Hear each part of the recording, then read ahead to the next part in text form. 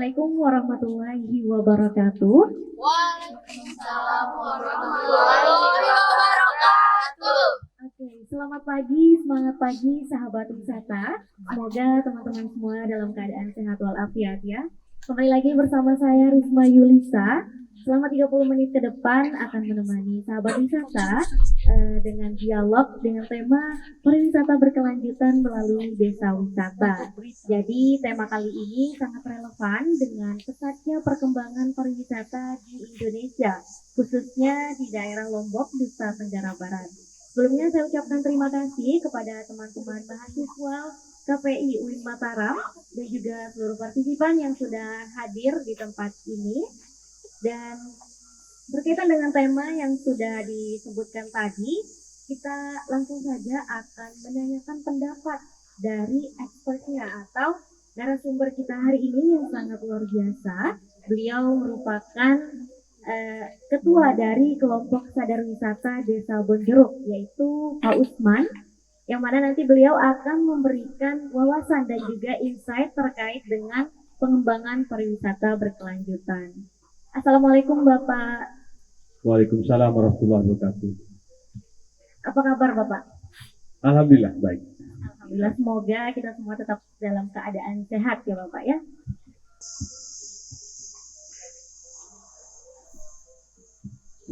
Dan sebelum kita lanjut nih teman-teman, ada nggak sih dari teman-teman yang mau ngasih insight terkait dengan tema kita hari ini sebelum kita lanjut ke tema pembahasan kita? Mungkin dari sahabat wisata ada yang mau kasih insight dulu? Iya, silakan.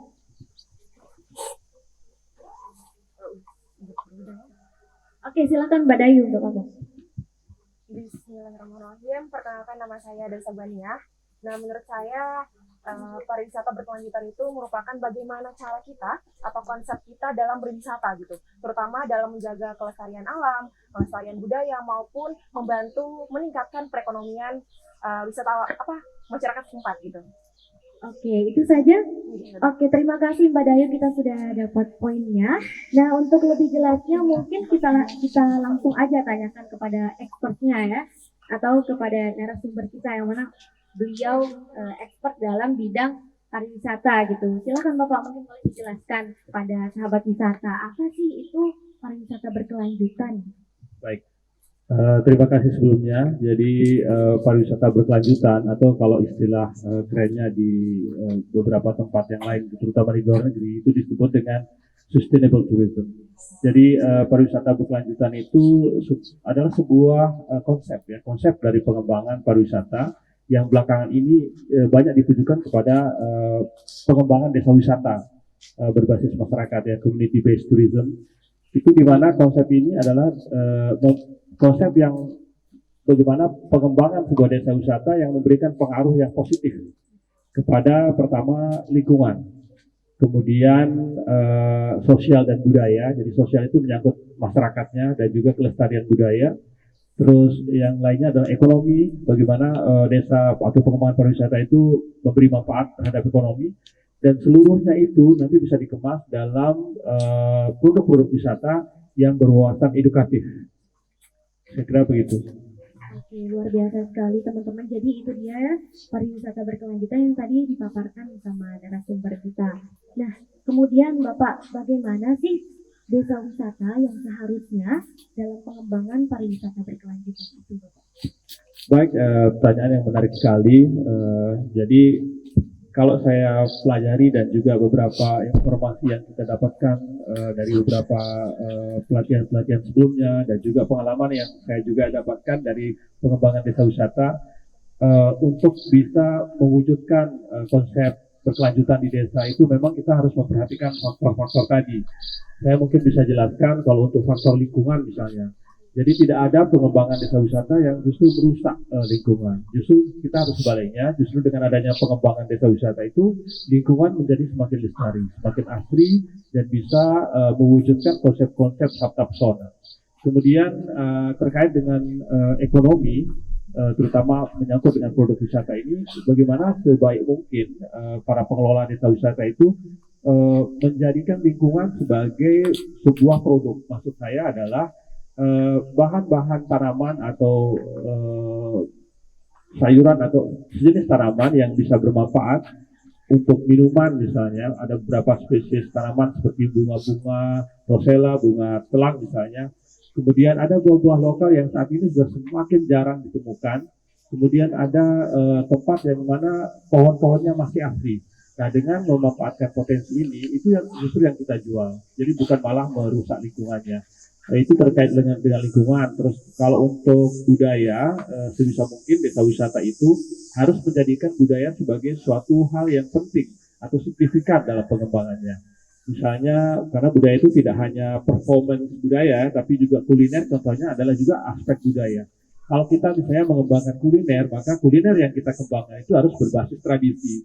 Itu yang akan membuat pengunjung akan terus datang, karena kalau kita sama-sama jual nasi goreng semuanya kan jadi nggak seru. Jadi kalau kita mau mengekspos atau mengangkat kuliner berbasis tradisi atau beberapa kesenian yang dulu misalnya tidak pernah dilestarikan sekarang dikembangkan lagi, itu akan sangat menarik untuk produk wisata sekaligus untuk melestarikan budaya. Kemudian yang ketiga adalah tentang ekonomi. Nah, saya ada sebuah konsep pengembangan ekonomi yang disebut dengan ekonomi sirkular dan regeneratif. Jadi yang disebut dengan ekonomi sirkular itu bagaimana perekonomian itu berputar hanya di desa itu. Itu untuk membangun kekuatan kemandirian ekonomi masyarakat. Misalnya kalau untuk bahan baku harusnya ada di situ aja, kita dorong masyarakat untuk sebagai main supplier. Kemudian yang disebut dengan regeneratif, jadi tidak hanya stop sampai di situ, tapi bisa diteruskan oleh generasi selanjutnya dan bisa diajarkan atau diedukasikan bagaimana mengolah makanan, bagaimana perform yang baik, misalnya bagaimana produk-produk wisata itu mengacu kepada peningkatan ekonomi yang diedukasikan ke pemuda-pemuda dan seluruh masyarakat. Nah, kalau ada desa wisata yang mampu mewujudkan seperti itu, ini yang sangat ideal. Kalau Terima kasih. gitu, ada nggak sih Bapak, mungkin boleh dikasih contoh nih kepada sahabat wisata, bagaimana sih contoh desa wisata yang seperti tadi Bapak sebutkan itu yang ada di daerah Lombok atau di Indonesia gitu Bapak?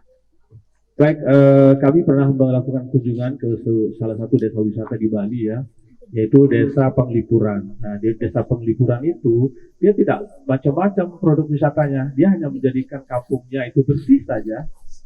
Dia hanya bersih saja, itu ramai sekali dikunjungi. Kemudian ada konservasi pohon bambu di situ.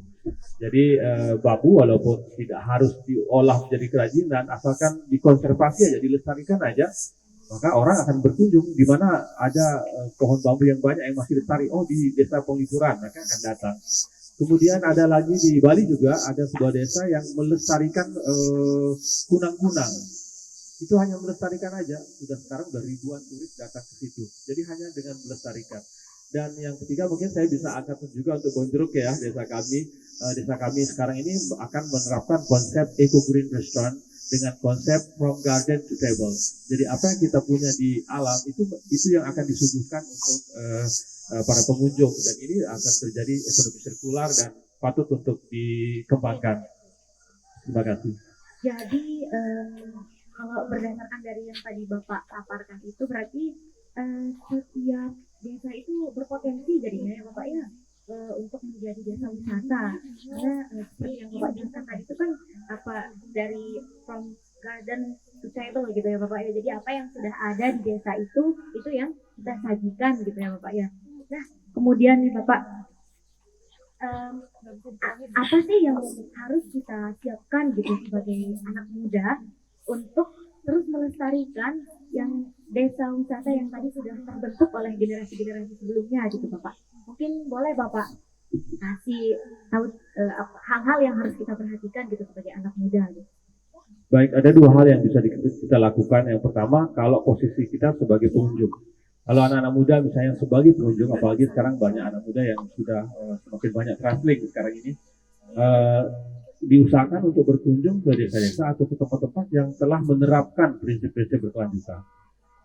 Misalnya ada beberapa produk yang mengkonservasi mangrove misalnya. Jadi sebisa mungkin kita sarankan ke adik-adik anak-anak muda, ayo datang berkunjung ke tempat-tempat yang ada pelestariannya, sehingga nanti akan timbul kebanggaan, timbul wawasan terhadap lingkungan, sehingga pengalaman berwisata yang dialami oleh anak-anak muda ke tempat-tempat yang seperti itu, yang mengedepankan konsep-konsep lingkungan, konsep-konsep budaya itu nanti akan diterapkan di desanya, atau setidaknya dia akan cerita ke desa-desa lain untuk itu diterapkan. Itu kalau dari sisi pengunjung ya. Kemudian kalau di sisi misalnya pemuda itu sebagai anggota pengelola dari sebuah desa wisata, maka konsep-konsep ini sesungguhnya harus diterapkan. Jadi kita mengajak sesama pemuda untuk mari kita tahap demi tahap untuk mewujudkan konsep-konsep itu. Konsep-konsep yang sejelas, sekali lagi saya akan tegaskan di sini bahwa pariwisata berkelanjutan itu harus melestarikan lingkungan, kemudian melestarikan budaya, kemudian membangun ekonomi sirkular dan juga pendidikan. Nah, kalau itu secara tahap demi tahap anak-anak muda dilakukan di desanya atau membantu desa lain untuk menerapkan itu, saya pikir keren. Anak-anak muda saya sangat banggakan kalau bisa dilakukan. Luar biasa sekali ya Bapak ya. Mungkin nih sebelum kita lanjut, mungkin dari teman-teman ada yang mau bertanya. Mumpung di sini kita sudah sama expertnya nih, teman-teman bisa langsung tanyakan.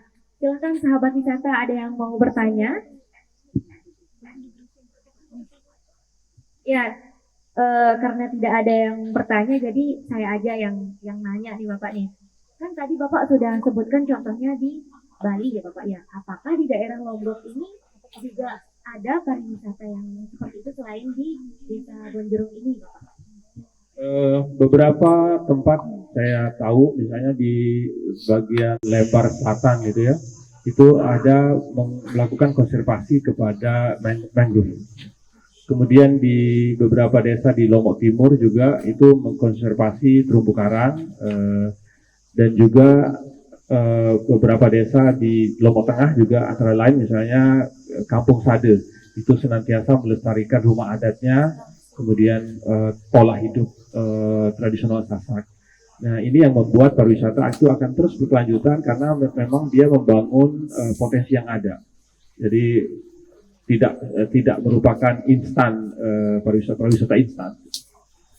Oke, jadi pariwisata berkelanjutan itu gimana kita membentuk apa yang memang sudah ada di desa itu sendiri gitu ya Pak ya. Nah, ayo teman-teman, sebelum kita beranjak ke penghujung acara nih, mungkin ada yang mau bertanya lagi sebelum kita closing statement nih. Ada yang mau bertanya dari sahabat wisata? Oke, mungkin nggak ada yang bertanya. Kalau gitu sebelum kita lanjut ke closing statement, kita akan break sebentar ya teman-teman.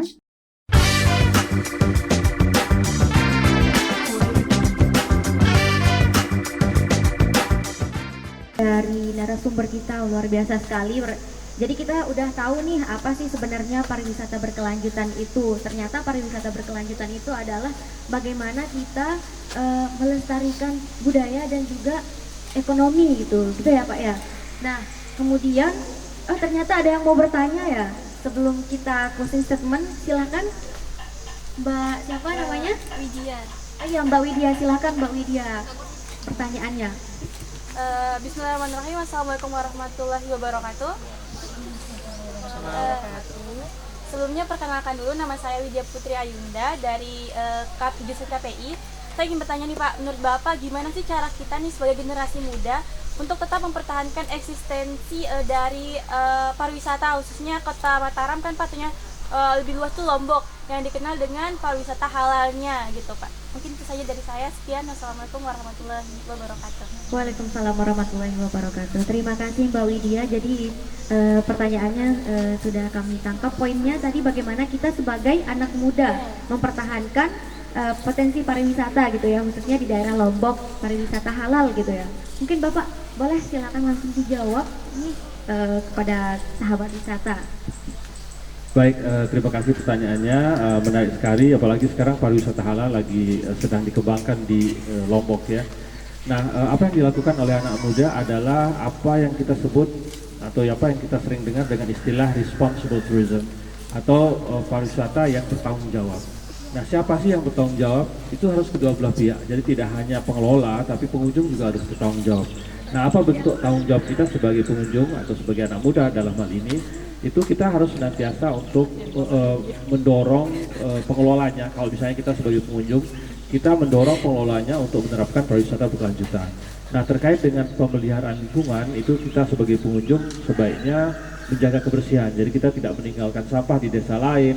Kemudian juga kalau kita memiliki ide atau gagasan yang mungkin bisa diterapkan, kita bisa bantu masyarakat atau bantu desa-desa lain untuk bisa dikembangkan gitu. Kemudian sebagai pengelola untuk melestarikan eksistensi dari pariwisata halal dalam hal ini, itu halal ini kan sedikit berkaitan dengan syariah ya. Jadi sebisa mungkin kita mampu menunjukkan tempat yang mengakomodir kebutuhan dari pengunjung, dalam hal ini para pengunjung yang mayoritas adalah muslim misalnya. Nah, tetap akan berkaitan dengan pariwisata berkelanjutan tadi. Kalau alamnya lestari, karena dalam Islam juga kita disuruh atau dianjurkan untuk bersih. Kemudian budaya, kalau kita pikir budaya itu sebenarnya tidak bertentangan dengan agama Islam, karena budaya itu lebih kepada mengedukasikan moral. Jadi sebagai pemuda untuk bisa menjaga eksistensi pariwisata halal itu bisa dilakukan dengan memperkuat pelestarian budaya, membantu dan mendorong untuk pelestarian lingkungan dan pendidikan juga, dan juga bagaimana menerapkan sistem ekonomi yang sirkular, dan kalau dikaitkan dengan pariwisata halal itu yang syariah ya, yang tidak riba misalnya. Itu kalau kita memiliki pengetahuan tentang itu, maka kita bisa mengedukasi masyarakat bagaimana sih pariwisata yang islami. Nah, kalau kita tidak bisa lakukan sendiri, itu bisa kita melakukan dengan memediasi mereka dengan lembaga-lembaga lain yang berwawasan syariah, misalnya seperti Bank Syariah misalnya. Itu mereka punya program untuk penerapan sistem syariah, sistem ekonomi syariah di desa tersebut. Saya pikir itu semoga bisa menjawab. Terima kasih. Terima kasih banyak Bapak. Masya Allah, luar biasa sekali ya tadi cara kita mempertahankan pariwisata itu ternyata dengan terus melestarikan lingkungan, pendidikan dan juga ekonomi ya teman-teman. Nah, sekarang nih kita sudah berada di penghujung acara, tapi sebelumnya mungkin kita minta Pak Usman nih untuk kasih closing statement dulu. Silakan Bapak, mungkin boleh berikan closing statement terlebih dahulu. Ya, terima kasih. Jadi untuk pernyataan terakhir saya, closing statement saya berkaitan dengan pariwisata berkelanjutan itu, menurut saya untuk bisa mendatangkan wisatawan ke desa kita atau ke lokasi yang kita kembangkan, itu cukup hanya dengan membuat desa kita bersih, kemudian budayanya lestari, produk-produk wisata itu berwawasan budaya, kemudian juga memberikan dampak ekonomi kepada masyarakat. Itu saya pikir sudah sangat maksimal. Ingat bahwa turis itu sebenarnya adalah bonus. Menurut saya kemandirian ekonomi itu harus diciptakan di desa. Kalaupun nanti ada turis itu merupakan bonus. Sehingga kalau tidak ada turis, pariwisata ekonomi tetap berjalan.